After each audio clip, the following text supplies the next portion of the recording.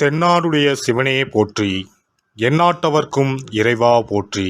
அனைத்து தமிழ் உள்ளங்களுக்கும் கனிவான வணக்கங்கள். நிகழும் ஸ்ரீ மங்களகரமான சோபகிருது ஆண்டு மாசி மாதம் 18ஆம் தேதி வெள்ளிக்கிழமை அன்று பஞ்சமி திதியில் சுவாதி நட்சத்திரத்தில் துருவ நாமயோகத்தில் தைத்தூலம் காரணத்தினில் அமிர்தயோகம் கூடிய நன்னாளில் இந்த சீர்மிகு மார்ச் மாதம் பிறக்கிறது.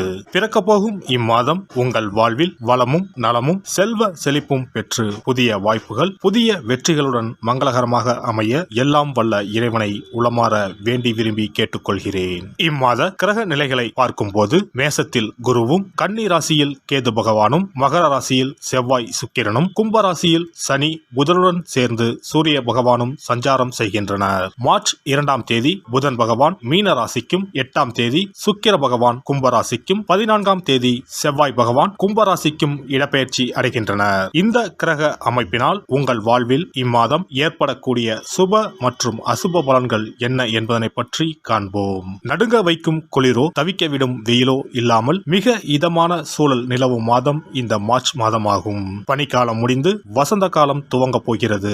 மாசி மாதத்தின் பிற்பகுதியும் பங்குனி மாதத்தின் முற்பகுதியும் இணையும் மாதம் இந்த மார்ச் மாதமாகும். கும்ப மாதமும் மீன மாதமும் இணைந்த இந்த மார்ச் மாதத்தில் பல திருப்பங்கள் உங்கள் வாழ்வில் நடைபெற உள்ளன. மேசராசி அன்பர்களே, இம்மாதம் அரசாங்க வகையில் எதிர்பார்த்த காரியங்கள் அனுகூலமாக முடியும். தந்தை வழி உறவுகளால் ஆதாயம் உண்டாகும்.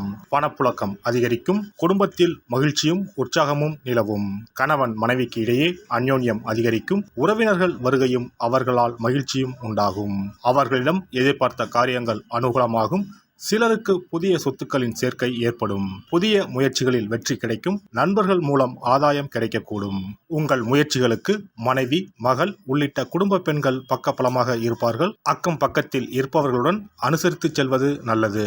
உடல் ஆரோக்கியம் மேம்படும். அலுவலகத்தில் ஓரளவுக்கு முன்னேற்றமான சூழ்நிலையே காணப்படும். எதிர்பார்த்த சலுகைகள் கிடைக்கும். சக ஊழியர்கள் உங்கள் பணிகளில் ஒத்துழைப்பு தருவார்கள். உங்கள் கோரிக்கைகள் ஏற்றுக்கொள்ளப்படும். சிலருக்கு பதவி உயர்வு, ஊதிய உயர்வு கிடைப்பதில் இருந்த தடைகள் விலகும். தொழில் மற்றும் வியாபாரத்தில் முன்னேற்றம் ஏற்படும். விற்பனையும் லாபமும் எதிர்பார்த்தபடியே இருக்கும். அரசாங்கத்திடம் எதிர்பார்த்த லைசன்ஸ் போன்ற விஷயங்கள் எளிதாக முடியும். வியாபாரத்தை விரிவுபடுத்தும் முயற்சிகள் வெற்றி பெறும்.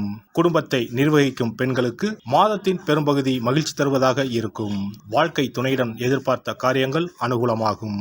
உறவினர்களிடையே மதிப்பு மரியாதை அதிகரிக்கும். அலுவலகம் செல்லும் பெண்களுக்கு எதிர்பார்த்த சலுகைகள் கிடைக்கும். அரசியல் துறையினர் மன திருப்தியுடன் காரியங்களை செய்து சாதகமான பலன் பெறுவீர்கள். பயணம் செல்ல நேரலாம். மனதிற்கு பிடித்தவர்களை சந்திக்க நேரலாம். பெரியவர்களின் சந்திப்பு மனதிற்கு மகிழ்ச்சியை உண்டாக்கும். உடன் இருப்பவர்களுடன் எச்சரிக்கையாக பழகுவது நல்லது. ரகசியங்களை கையாளுவதில் கவனம் தேவை. மாணவர்களுக்கு புதிய நண்பர்கள் கிடைப்பார்கள். அவர்கள் மூலம் கல்வியில் முன்னேற்றம் காண உதவிகள் கிடைக்கும். அஸ்வினி நட்சத்திரம் இந்த மாதம் பணவரத்து அதிகரிக்கும். விருப்பமானவர்களை சந்தித்து உரையாடி மகிழ்ச்சி அடைவீர்கள்.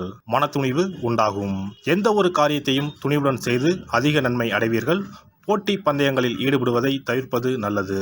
பரணி நட்சத்திரம் இந்த மாதம் தொழில் வியாபாரத்தில் ஈடுபட்டு இருப்பவர்கள் மிகவும் எச்சரிக்கையுடன் செயல்படுவது நல்லது. வாடிக்கையாளர்களிடம் கவனமாக பேசுவது வியாபார விருத்திக்கு உதவும். உத்தியோகத்தில் இருப்பவர்கள் கோபப்படாமல் மேலதிகாரிகள் சொன்ன வேலையை செய்து முடிப்பது நல்லது. சக ஊழியர்கள் பேச்சை கேட்டு நடப்பதை தவிர்ப்பது நன்மை தருவதாக இருக்கும். கார்த்திகை 1ஆம் பாதம் இந்த மாதம் கணவன் மனைவி நெருக்கம் அதிகரிக்கும். ஆனால் வாக்குவாதங்களை தவிர்ப்பது நல்லது. உறவினர்களுடன் பேசும்போது நிதானத்தை கடைபிடிப்பது நல்லது. பிள்ளைகள் நலனில் அக்கறை செலுத்துவீர்கள்.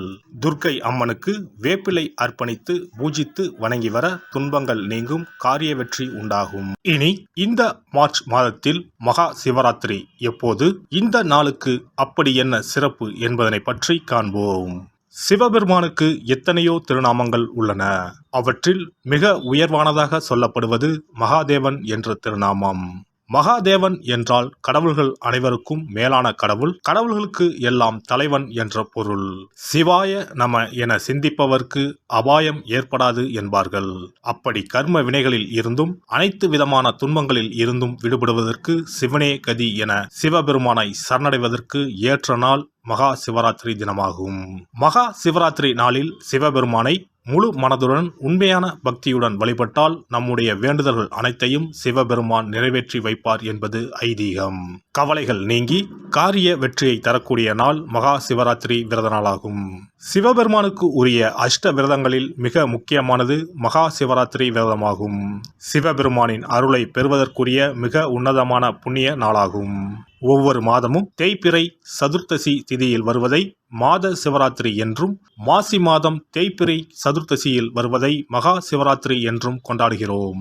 நாடு முழுவதும் சிவ பக்தர்களால் கோலாகலமாக கொண்டாடப்படும் விழாக்களில் மகா சிவராத்திரி விழாவும் ஒன்று.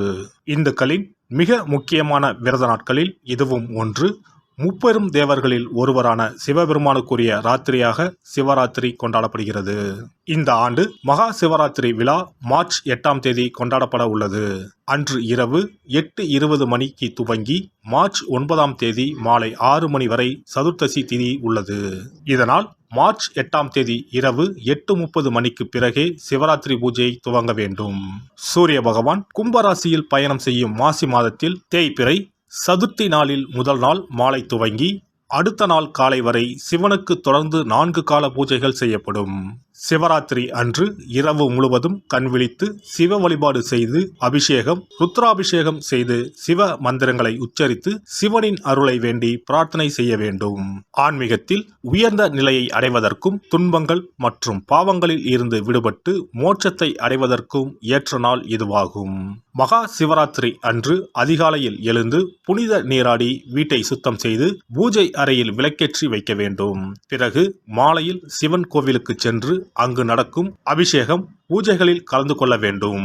அன்று சிவலிங்கத்திற்கு பஞ்சாமிர்த அபிஷேகம் செய்வதும் வில்வ அர்ச்சனை செய்வதும் மிக சிறப்பானதாகும். மகா சிவராத்திரி நாளில் எத்தனை முறை முடியுமோ அத்தனை முறை பஞ்சாட்சர மந்திரமான ஓம் நம சிவாய மந்திரத்தை உச்சரிக்க வேண்டும். இது தவிர சிவபுராணம் பாராயணம் செய்வது மிகவும் சிறப்பானதாகும். இந்த நாளில் ருத்ராபிஷேகம் செய்வதும் கோவில்களில் நடக்கும் ருத்ராபிஷேகத்தில் கலந்து கொள்வதும் மிகவும் சிறப்பானதாகும்.